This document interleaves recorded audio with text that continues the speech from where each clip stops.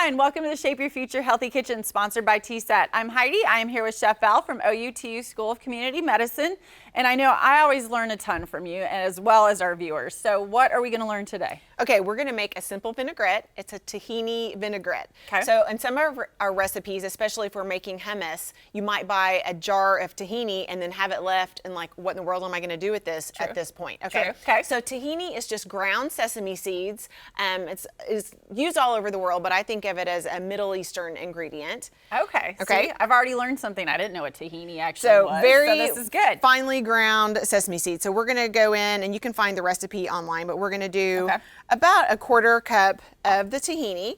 Okay. And we're going to do about a quarter cup-ish of olive oil. I have a third cup measure. That's why I'm not filling it all the way up. Gotcha. Yes. We're just guesstimating a little bit. Which Yep. you can do. You're the pro.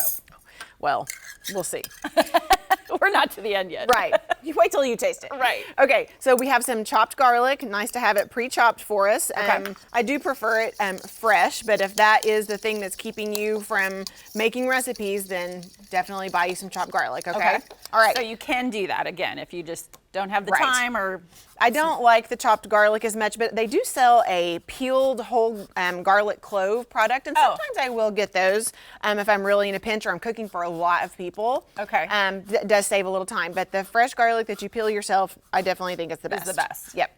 Okay, so lemon zest, and that's just going to add that lemony flavor, but it doesn't have the acidity because you're going to get the acidity from the juice. From the actual lemon itself. Okay. Okay, so if we had a little more time, we'd probably zest that whole thing. And whenever you're zesting, you want to make sure and just get the yellow and not the white, the pith, because that can be very bitter. So we're just squeezing. And we're multi-purpose with the lemon Absolutely. as well. Don't waste a thing, right?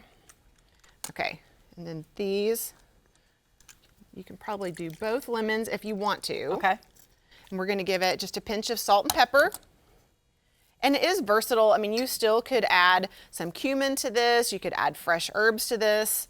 So you could kind of doctor it up if you Sure. want, if you have certain flavors that you really enjoy. Here, I'm going to go ahead and do one more lemon just because it's not very thin, and I think it's going to need that extra acidity. And on average, like when you're making, say, this amount in the bowl, and I know that's hard to see, but how many does that feed, or how long could you use You it? can That kind of thing? plan on maybe 1 to 2 ounces per person, depending on how big your salad is. But the other thing I was going to say about this vinaigrette is don't limit this just to a salad with greens, and that's what we're doing with it today.